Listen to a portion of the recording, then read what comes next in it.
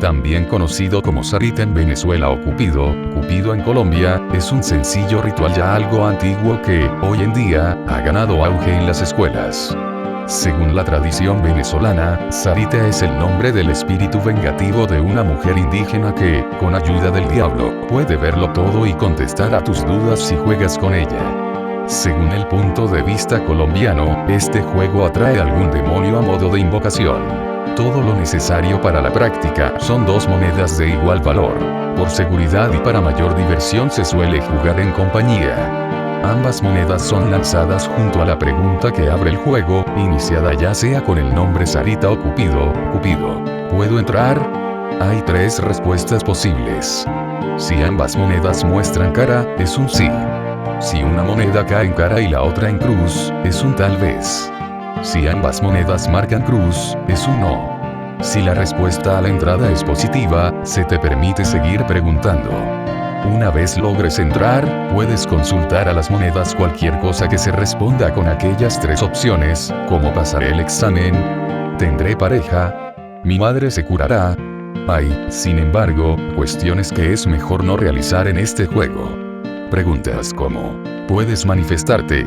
Son consideradas riesgosas, por lo que es recomendado evitarlas. Cuando sientas que tus dudas han sido satisfechas, hay una forma de terminar el juego. Debes hacer una última pregunta, alegando el nombre de lo invocado como el principio. ¿Puedo salir? Terminar es una de las razones más fuertes por la que el ritual se debe hacer en compañía. Cuando llegue tu turno, solo tendrás 3 oportunidades para lanzar las monedas y esperar a que la respuesta sea afirmativa. Si se te es negada la salida 3 veces, puedes dejar que tus compañeros continúen sus preguntas hasta que se repita tu turno. Pero si estás solo, no hay marcha atrás. Quedas atrapado. Se dice que cuando esto sucede, el espíritu de Sarita o el demonio atraído por Cupido te convertirá en su blanco. Por el resto de tus días, que ya no serían muchos, el invocado te seguirá y atormentará hasta destrozar tu mente, pudiendo llevarte así al suicidio o sencillamente bañándote de una mala suerte que sembrará tu final. Si tuviste la dicha de salir del juego, el último paso es deshacerte de las monedas. Hay quienes dicen que, al igual que un tablero de Ouija, estas siempre volverán a su dueño original y traerán la desgracia.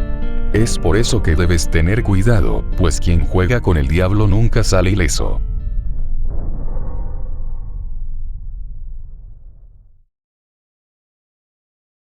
En una capilla perteneciente a un pueblo norteño de Argentina, daba su habitual misa el padre Miguel.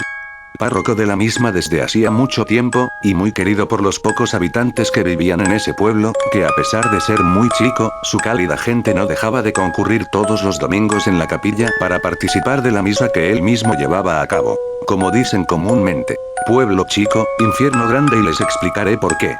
Se comentaba que el gran padre tenía una amante que todos los viernes, cuando su marido, el albañil del pueblo, iba de cacería al monte y sabiendo que no volvería hasta el día siguiente, se dirigía hacia la capilla y pasaba la noche entera con el padre Miguel, quien se había enamorado perdidamente de ella aún sabiendo que la mujer era casada y peor aún, sabiendo que estaba cometiendo el peor pecado desde que entregó su vida a Dios.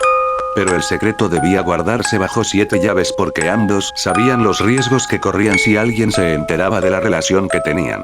Durante mucho tiempo tuvieron su nido de amor, todos los viernes ella esperaba que se fuera su marido, preparaba sus cosas y se dirigía rumbo a la capilla ansiosa por ver a su amante y pasar la noche junto a él. Pero al cabo de un tiempo el secreto guardado bajo 7 llaves se escapó y comenzó a correr el rumor de que la señora del albañil misteriosamente acudía a la capilla los viernes por la noche cuando se quedaba sola, aún sabiendo que a altas horas de la noche la capilla ya estaba cerrada para todos, y sin embargo entraba por un costado donde daba a la habitación del padre Miguel y hasta el amanecer no se retiraba. Obviamente el rumor llegó a oídos de su marido, quien no le dio importancia al principio, pero luego como se empezó a correr por todo el pueblo, prestó más atención y quiso sacarse la duda, prometiendo que si era cierto los mataría a los dos. Era viernes por la mañana y comenzó a preparar todo como era costumbre para irse al monte de cacería. Ni bien anochezca, le preguntó si quería que esa noche se quedara con ella teniendo en cuenta que todos los viernes la dejaba sola, pero solo lo hacía para ver qué respuesta obtenía de su esposa. Ella le contestó que no, que se fuera tranquilo, que cenaría algo y se iría a la cama temprano porque se sentía cansada.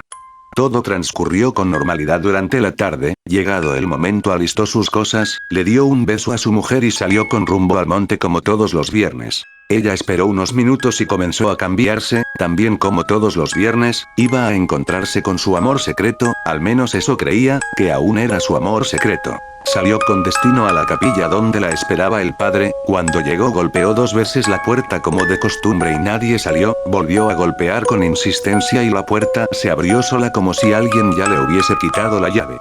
Entró y llamó a Miguel ya con una extraña sensación de que algo no andaba bien, miró hacia la otra puerta que comunicaba directo a la capilla y esta se abrió de golpe, pero para su sorpresa no era el padre quien entró con violencia sino su marido que luego de haber asesinado al párroco, de un solo salto se le abalanzó sobre su cuerpo y la empujó contra la pared. Ella cayó al suelo inconsciente. Luego la levantó y la llevó hasta el monte, donde cavó un profundo pozo y la enterró viva, no murió del golpe que se dio en la cabeza sino asfixiada cuando la enterró para que sufra más, por lo que le había hecho.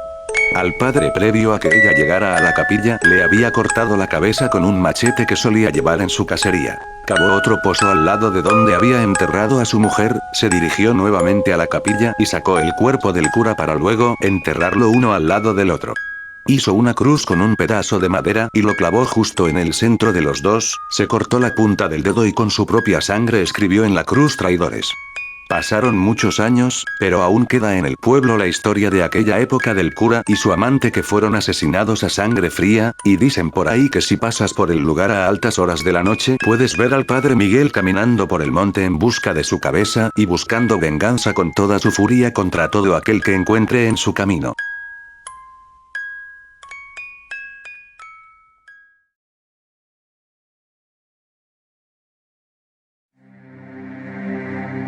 Las leyendas de vampiros son claras al respecto. Se debe atravesar el cuerpo del vampiro con una estaca de modo que se clave en la tierra y de ese modo asegurarlo a la tumba. La estaca, preferiblemente, debe ser de madera de rosal silvestre, de álamo o de fresno. En algunas zonas de Europa Oriental se prefería el hierro al rojo vivo en lugar de madera, tal vez creyendo que después de un tiempo los vampiros se habitúan a los métodos tradicionales de matarlos. Tras estas operaciones, se debe quemar el cuerpo del vampiro y posteriormente enterrar sus cenizas en algún cruce de caminos. Si no se encuentra pronto al vampiro, sus primeras víctimas serán siempre sus familiares más cercanos. En general, luego procede a atacar a sus vecinos y a otros habitantes de su aldea natal, con especial predilección por aquellos con quienes hayan quedado cuentas pendientes. Recordemos que esto es así porque los vampiros no pueden, en principio, alejarse demasiado de sus sepulcros, ya que deben retornar a ellos con las primeras luces del día. Si el vampiro logra escapar de una emboscada, existe el riesgo de que suba a lo alto del campanario y grite el nombre de los cazadores, quienes morirán inevitablemente en el curso de unas pocas horas. Para evitar esto se utilizaban extravagantes seudónimos que complicaban la comunicación entre los cazadores, cuyas pesquisas a menudo terminaban en estériles reyertas personales. En determinados sitios, el vampiro no se conformaba con gritar a viva voz el nombre de sus perseguidores, sino que hacía sonar el toque de los difuntos, matando en el acto a todos los infortunados que lo escuchaban. Si no se lo mata en los primeros 7 años de no vida, el vampiro irá adquiriendo nuevos y temibles poderes, trayendo aún más ruina y desolación. Existía también un método artificioso para matar a un vampiro, que consistía en dejar un manojo de sogas entrelazadas dentro del ataúd del sospechoso. Cuando el vampiro despertaba a su nueva naturaleza nocturna, encontraba el impulso irresistible de desatar la madeja, pasando largos y amargos días intentándolo en vano, hasta que la sed finalmente lo consumía.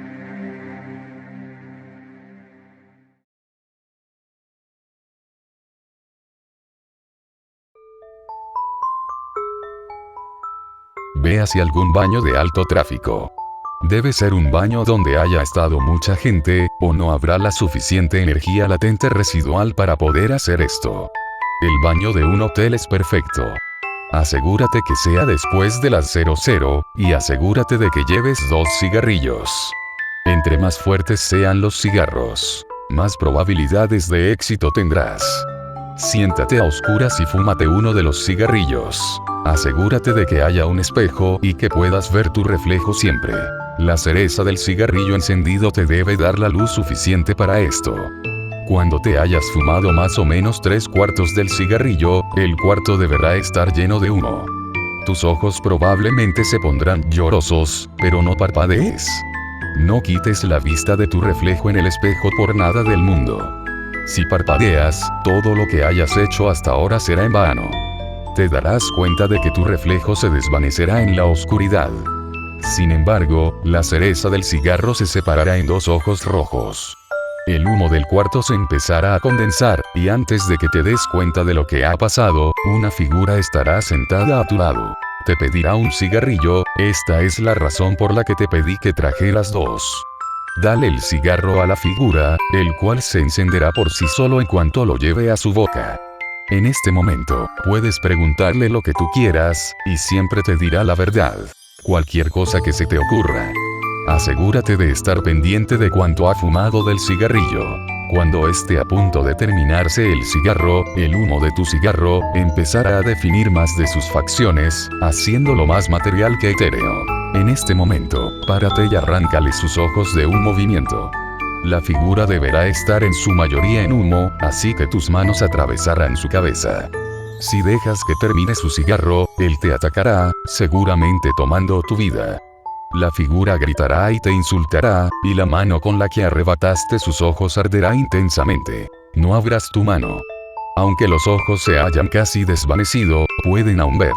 Corre hacia el interruptor de luz y préndelo. Esto desvanecerá la forma física de la figura y lo regresará a su forma etérea. Abandona el cuarto, y espera hasta después de las 3 am para abrir tu mano. Probablemente el ardor sea insoportable, pero si abres la mano, todas las luces de donde estés se apagarán, permitiéndole a la sombra regresar y tomar venganza. Quizás tengas marcas en la palma de tu mano cuando la abras, aunque cauterizadas sanadas. A partir de ahora, no podrás nunca estar en un cuarto a oscuras con un espejo, porque la figura podrá seguirte gracias a las marcas de tu mano. Después de esto, quizás sientas más frío de lo normal, sin importar lo cálido del lugar donde estés. A partir de ahora, tendrás muchas pesadillas, pero en ellas, tendrás la habilidad de una especie de sexto sentido. Podrás ver eventos futuros cercanos, quizás cosas horribles. Cosas que solo tú sabrás, ya nunca podrás detener. Supongo que es un pequeño precio a pagar por el conocimiento absoluto.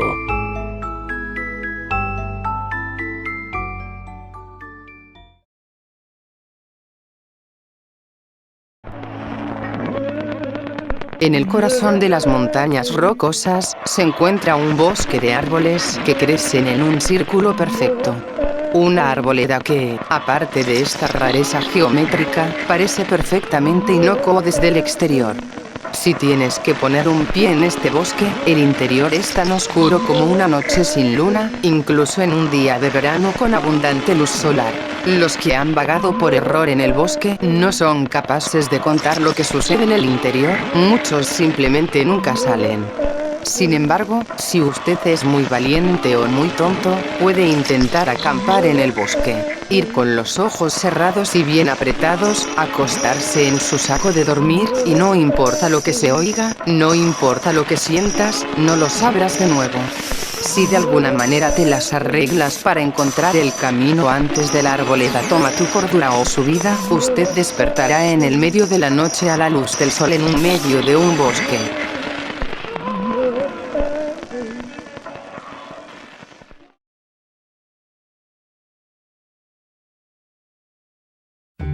Existe en la ciudad mexicana de San Luis Potosí, cierta callejuela situada en un barrio antiguo del centro histórico, a la que apodan como el Callejón de las Manitas. En este lugar estrecho y oscuro, muchas personas se han llevado más de un susto. Y no es para menos, con la historia macabra que se esconde detrás de tan pintoresco lugar. Los hechos se remontan al año de 1780, en los albores de la época colonial. Por aquel entonces llegó a la capital potosina, un sacerdote que se instaló en una humilde casa cuya ventana daba justamente al callejón. El párroco iba a hacerse cargo de dar clases en una escuela para niños humildes. Era una persona muy piadosa y que gustaba mucho de ayudar a los demás. No tenía mucho, pero lo poco que ahorraba de sus pagos como profesor, lo empleaba en comprar comida y medicinas para los pobres, o en darles algún gusto a sus estudiantes. Así pues, pronto se volvió muy querido entre los vecinos y los niños que se educaban con él. Un día, el sacerdote salió de su casa a dar una vuelta. Cuando estaba por oscurecer, regresaba a su hogar, pero en el camino se topó con un asaltante que intentó robarle. Al ver que no traía nada de valor con él, el cobarde ladrón lo apuñaló y el religioso se desangró hasta fallecer. Todos sus conocidos sufrieron mucho la pérdida. Las autoridades apresaron al maleante que había asesinado al padre y, obedeciendo a la indignada muchedumbre que se congregó para lincharlo, lo castigaron cortándole las manos. Luego ataron las extremidades mutiladas con una cuerda y las colgaron de la ventana de la casa del sacerdote, del lado del callejón. Para que todos recordaran que no había crimen que no consiguiera su merecido. Pero algo raro sucedía en aquel callejón desde entonces. A veces, la gente oía cómo tocaban la ventana o la pared. También había quienes juraban haber visto aquellas espantosas manos moviéndose y haciendo señas. Todos tenían terror de pasar por ahí. Así que los gendarmes descolgaron las manos, pensando que ya había sido suficiente. Más grande fue su sorpresa al darse cuenta de que, al día siguiente, volvieron a estar colgadas en el mismo sitio. Pensaron que algún gracioso les había hecho una jugarreta, aunque lo cierto fue que, por más que vigilaron, jamás encontraron a nadie que se metiera al callejón a hacer de las suyas. En cambio, era como si las manos se movieran por voluntad propia, para terror de ellos y de los vecinos. Finalmente, hicieron lo único sensato que ameritaba una situación como aquella: incinerarlas. Y con eso pareció solucionarse el bendito problema. A pesar de todo, se dice que hoy en día, si uno pasa por el callejón a altas horas de la noche, podrá apreciar la silueta fantasmal de unas manos tenebrosas que cuelgan de la ventana y al fantasma de un hombre vestido con sotana, que dobla la esquina y se pierde en el interior.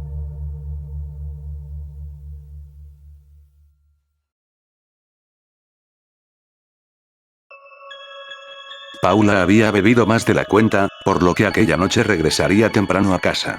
Se sentía bastante mal y muy mareada, pero como era relativamente temprano decidió que en lugar de gastarse su dinero en un taxi, como hacía habitualmente cuando regresaba de la discoteca, aprovecharía que el metro aún seguía abierto para ahorrarse unos cuantos euros. El trayecto era largo y las pocas personas que viajaban en su vagón parecían tan cansadas como ella. Solo un grupo de amigos que bromeaban al fondo del tren hacían el suficiente ruido con sus bromas y risas para mantenerla despierta, pero cada vez tenía que luchar con más fuerza para no quedarse dormida. Por desgracia, en la siguiente estación tenía que hacer un transbordo, así que se bajó y tras caminar por los pasillos de la estación, llegó al andén en el que abordaría el metro que la llevaría a casa. El cartel luminoso avisaba que el próximo tren tardaría 6 minutos en llegar, por lo que Paula decidió esperar sentada en uno de los bancos junto al andén. El silencio y la soledad de esa estación provocaron lo inevitable y a pesar de sus esfuerzos, se durmió y casi sin darse cuenta, se recostó en el banco usándolo como si fuera una cama. Era tan profundo su sueño provocado por la borrachera que cuando pasó el último metro de la noche ni siquiera lo sintió pasar. Hasta pasada más de una hora no se despertó. Por suerte la borrachera parecía haberse esfumado parcialmente tras la cabezadita, pero algo parecía no ir bien. El cartel que avisaba la llegada del próximo tren estaba apagado y al mirar la hora en su teléfono móvil, se dio cuenta que eran casi las 2 de la mañana. Asustada empezó a subir las escaleras mecánicas de la estación, que ya estaban apagadas, para salir de allí. La parada en la que tenía que hacer transbordo era una de las más antiguas, viejas y pequeñas de la ciudad, por lo que la sensación de agobio y miedo eran mucho más intensas. Al llegar a la salida, la peor de sus pesadillas se hizo realidad. Las puertas estaban cerradas y no había nadie en la estación, por lo que por más que gritara nadie podría escucharla desde la calle. Además su teléfono estaba sin cobertura, esas malditas estaciones casi nunca tenían señal y las puertas de cristal herméticamente cerradas la separaban del exterior aún por unos cuantos metros. Paula no sabía qué hacer, miraba a las cámaras de seguridad y hacía gestos esperando que alguien desde algún puesto de control pudiera verla, pero ella misma sabía que eso era imposible. No había nadie controlando las cámaras, porque la estación había sido cerrada desde fuera. ¿Cómo era posible que nadie la despertara? No tenían los guardias de seguridad que comprobar que nadie quedara dentro de la estación antes de cerrar. Su miedo se convertía por momentos en cólera y confusión. Desde luego no podía esperar hasta que a la mañana siguiente abrieran de nuevo el metro, faltaban más de 4 horas para que se reiniciara el servicio y si llegaba a casa a las 7 de la mañana su padre probablemente la mataría. Con la mente aún nublada por el alcohol, decidió que lo mejor que podía hacer era caminar por los raíles del tren hasta la siguiente parada. El camino era oscuro y realmente tétrico, pero sabía que su destino no estaba muy lejos y gracias a la luz del flash de su teléfono podría alumbrar el camino. La siguiente estación era una de las más importantes, con gran cantidad de líneas y recientemente había sido remodelada, por lo que estaba segura que allí podría encontrar a alguien que la permitiera salir a la calle donde abordaría un taxi. La idea parecía muy buena, pero a la hora de la verdad recorrer aquellos túneles era realmente escalofriante, un silencio casi sepulcral hacía que hasta la más leve de sus pisadas resonaran con el eco de las paredes. Se podían escuchar los chirridos de las ratas y el goteo de algunas zonas en las que parecía que había leves escapes de agua. Sus pasos eran cortos y se detenía a menudo a escuchar porque sentía como si alguien la observara desde la oscuridad. El miedo la invadía y paralizaba por momentos, pero ya era demasiado tarde para volverse atrás, debía estar casi a mitad de camino cuando unas voces la alertaron. Por un momento pensó en gritar para que supieran que estaba allí, pero decidió ser cauta y apagar la luz de su teléfono mientras se escondía en un estrecho pasillo que había en un lateral del túnel. Mientras permanecía escondida y en silencio, pudo ver la figura de dos hombres bastante corpulentos, sus ojos cada vez se adaptaban más a la escasa iluminación de las luces de emergencia que había cada muchos metros en el túnel. Ambos parecían discutir acaloradamente por un cartón de vino y a escasos metros de donde se encontraba Paula comenzaron los empujones y golpes. El más grande de ellos le propinó un puñetazo que tumbó al otro y gloriosamente alzó su trofeo mientras de un trago se bebía casi la mitad del contenido del cartón de vino. El más pequeño enfurecido sacó un cuchillo de la espalda y se lo clavó repetidamente en el cuello a su rival, realmente se ensañó con su cadáver y a pesar de la poca luz Paula pudo ver con claridad cómo tenía toda la cara manchada de sangre. Recogió el poco vino que quedaba y se lo tomó de un trago. Paula estaba temblando del miedo, no se atrevían a respirar y desde luego mucho menos a moverse, si estaba lo suficientemente quieta tal vez el vagabundo asesino se iría de allí sin verla. Pero la casualidad no se quiso aliar con ella y justo cuando el asesino se daba la vuelta para marcharse del lugar la batería de su teléfono la delató. Un incesante pitido advirtiendo que la carga estaba a punto de agotarse comenzó a sonar y el vagabundo se giró de inmediato. ¿Hay alguien ahí? Puedo escucharte, sal inmediatamente o te rajo. La pobre chica se quedó petrificada y no sabía cómo actuar mientras el asesino se acercaba a ella. Por instinto decidió tirarle el teléfono con tan mala puntería que este pasó por encima del vagabundo y golpeó la pared del fondo. Él, que todavía no había visto a la chica, escuchó un ruido a sus espaldas y se giró, momento que aprovechó Paula para salir de la oscuridad y empujarle a la vez que salía corriendo. El vagabundo enfureció de tal manera que no dejaba de gritar e insultar a Paula, se levantó y comenzó a perseguirla por los túneles. Ella no era una buena deportista, pero el miedo se apoderó de sus piernas y le dio fuerza para correr dejando atrás los zapatos de medio tacón que llevaba aquella noche, sus pies se ensangrentaron mientras corría sobre la gravilla y guijarros del suelo del túnel. Sin embargo, el miedo era más fuerte que el dolor y no se detuvo a pesar de que en varias ocasiones estuvo a punto de caerse al tropezar por culpa de la casi total oscuridad de su ruta de huida. Al llegar a la estación Paula ya había logrado sacar unos cuantos metros a su perseguidor y subió al andén para adentrarse en los pasillos que la llevaban a la salida del metro.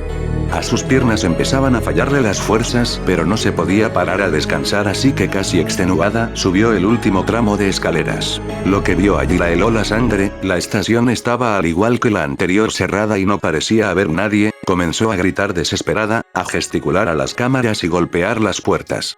Pero su perseguidor, que conocía a la perfección los horarios y hábitos de los trabajadores del metro, ya había subido la escalera y la había cortado toda posible ruta de escape. El asesino se abalanzó sobre ella y tras inmovilizarla la violó y sometió durante más de una hora.